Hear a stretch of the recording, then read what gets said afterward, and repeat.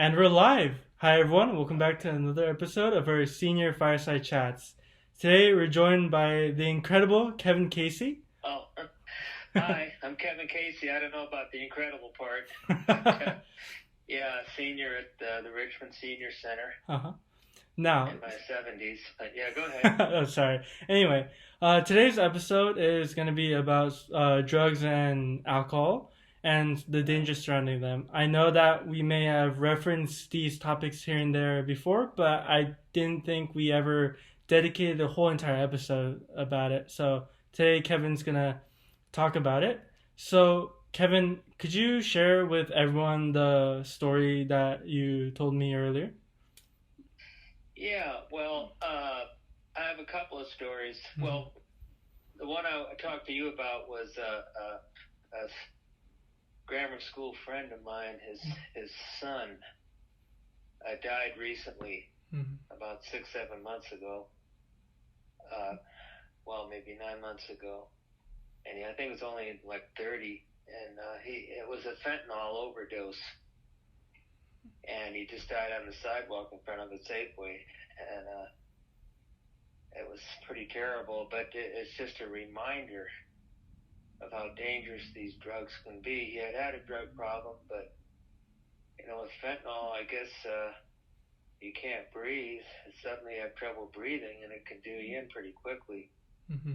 That's one of the popular street drugs of today, as I understand it. Mm-hmm. So it's pretty bad. I guess my advice would be not even try any of that stuff, even if you're entertaining experimenting with it. Mm-hmm. It's pretty dangerous. So that really hit home, especially with the George Floyd trial. Mm-hmm. Apparently, he was on fentanyl too. Mm-hmm. And they talked about it quite a bit, so I became more familiar with that particular drug. But you look at a lot of celebrities, Michael Jackson and others, Elvis, and Prince, they all OD'd. So I guess it just takes control of you. The humans can't handle it. It's overpowering. So the best thing to do is not even consider it. Just skip it. Yeah. So now, it's another thing I thought of was like with me, never really took drugs, but I drank beer and wine, and I tried marijuana once, and I coughed pretty hard, so I never tried it again.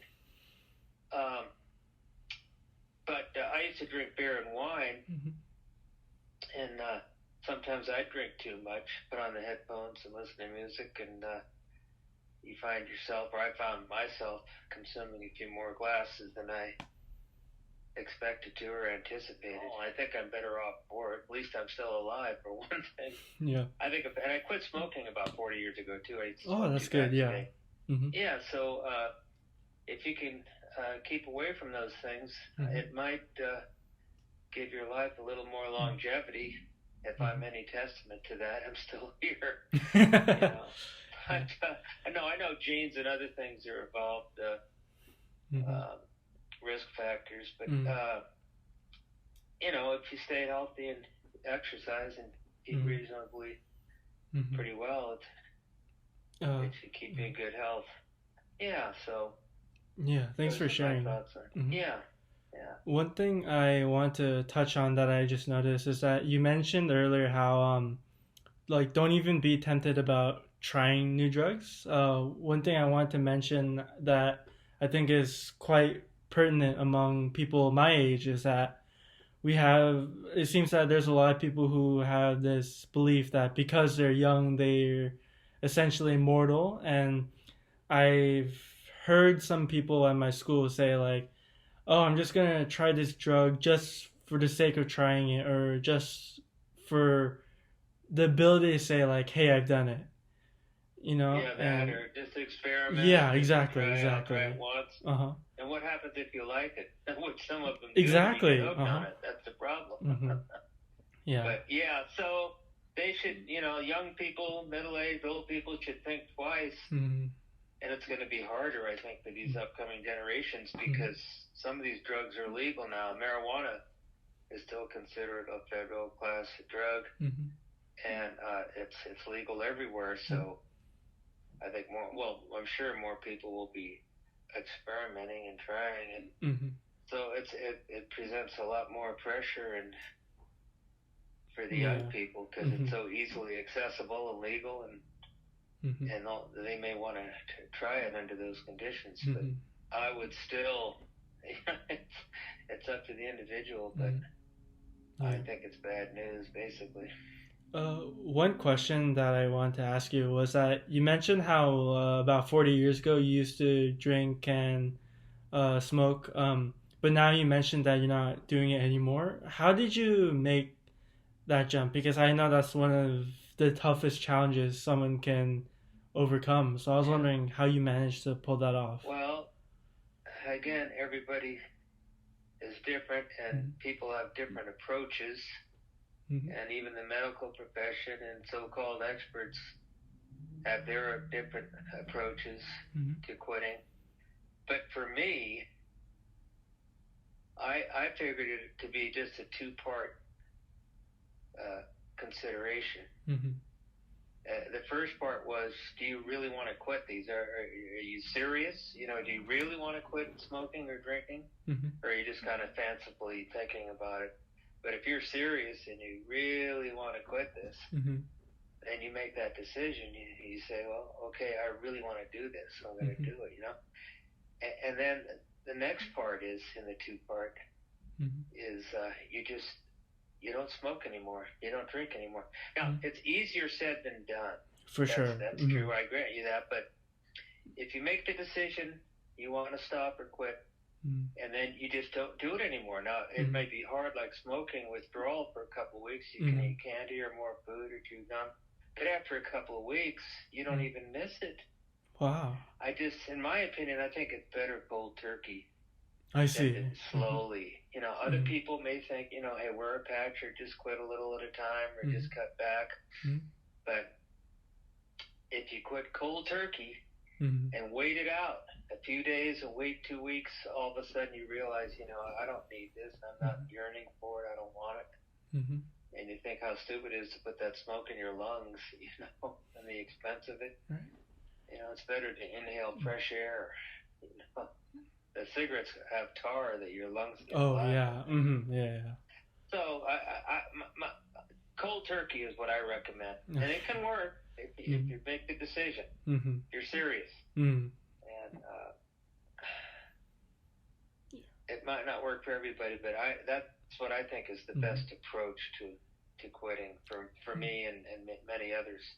I see. But if you can do it any other way, patches or slowly or that whatever works. But I highly recommend trying cold turkey first. Just try it. Wait it out. Wait out a couple weeks.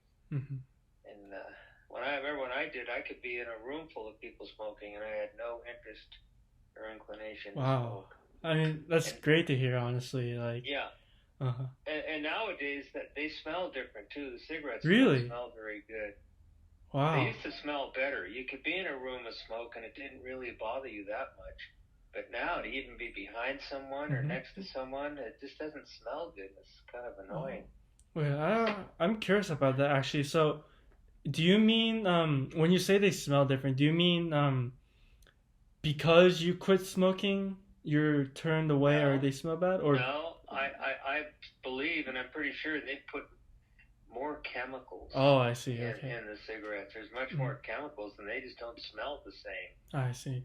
Yeah, that's what I think the cause is, the chemicals. I see. So, again, this is all personal choice. I mean, some people have very few simple pleasures. They want a cigarette or a cigar or a pipe, fine. I mean, to each their own. But if you're considering quitting, I recommend cold turkey. It may sound hard and seem hard, but you just make the decision. You don't smoke anymore. You don't put a cigarette in your hand. You don't touch them. You don't have any. No, they're gone. I see. Those are some of my thoughts on those subjects. I had a quick question also. I heard that for many people who try to quit cold turkey, they say like the first few days are the absolute worst, but they say that if you can get past those few days, then it's just exponentially easier to quit. Would you agree with that from your experience? Absolutely. Okay. Absolutely. Mm-hmm. And you might even be subconsciously used to having something in your hand like a cigarette. I've heard about that actually. You Yeah. come up with other things, you know, little gadgets or toys or pencils or something, or chew gum, or have a piece of candy or lifesaver. You know, just as you wean yourself from that habit. But yeah, the first few days are the hardest because, like, I used to like to have a cigarette in the morning with coffee or at dinner time after dinner. You know, when I liked it most of all.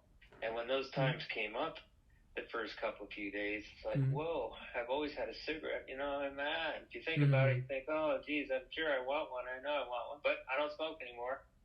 So we'll do something else. Have some ice cream and gain a pound. I did. It's my understanding that people that do quit smoking gain a few pounds, and I think because maybe they eat more stuff, obviously. In my personal opinion, I think that's a good trade-off. I think. Oh yeah. Oh, it is. Even economic. Yeah. Lots of cigarettes are quite expensive. Well. Yeah. No. So you wish everyone the best. You want them to make the right decisions, and there's, you know, maybe there's peer pressure. When I was a teenager and younger and a little bit older, it was like a lot of people smoked, so it was kind of the thing to do. All the movies, they emphasize smoking. All the stars and celebrities smoke and film on the big screen. So, you know, there's that influence, and people thought it was cool to smoke. I mean, you know, I'm a smoker, you know. But so if you can see and think about those influences, and that there's, you know, it's no reason to start doing it. You've got to, you know. So, yeah. I don't know much about marijuana, if that causes addiction to smoking. It, you know, because that's a form of smoking too. Well, there's other ways of taking it. Yeah. So they say it's a pain reliever for certain things. People believe that marijuana, well, maybe you could just rub it on or something, or eat a pill or something. But, you know, just think of your lungs. Yeah. You know, your lungs don't need that tar and nicotine. Better to have ocean air, fresh air, you know? Yeah. So, yeah, those are some of my thoughts on that. And awesome. Well, thank you for sharing. And I wanted to say also, a lot of people are usually either shy about talking about these types of subjects, or they're uncomfortable, especially if they talk about personal experiences. So I want to say massive thank you for you to have the confidence and the courage to talk about this topic and to share your own experiences to potentially help out other people out there. So thank you so much, Kevin. You're most welcome. I might want to, you know, I want to explain that being that I'm in my 70s and older, it's a lot easier to talk about things because it's in the past, and some of my attitude is, who cares? I mean, you know, I don't care. What are they, you know, what are you going to do? You know, this is what I did. I'm sorry. But, you know, so who cares? So I'll talk to anybody about it, give my opinion. They can even disagree with me. I mean, you know, which is fine. What's right for them isn't necessarily right for everyone else, or vice versa. But so it's easier when you get older. I know, like for younger people, maybe they would. Oh yeah, for sure. Talk about it, but you know, when you're older, you talk about anything, you know, any subject, and it's good to talk about things because it gives a better understanding. Yeah. And you can learn things from other people and their ideas. So yeah, it's. I just, you know, I appreciate the compliment, but it's not hard when you're older. It's pretty easy to talk about things, you know. So I don't know if I deserve that credit, is what I'm saying. But if I can influence anyone in the right way, that's a good thing. Okay. Well, I always appreciate talking to you, and I hope our listeners like listening. Likewise, I appreciate that you have this format. You know, it's interesting. It's nice. Yeah, it's very good. To viewers, thank you for tuning in and to listening to another one of these episodes. If you're interested in joining us in one of these conversations, please send an email at talktogap@gmail.com. Don't forget to like the video, subscribe to our channel, and say a huge thank you to Kevin. So, all right. See everyone Thank you. next time. Thank you Bye. very much.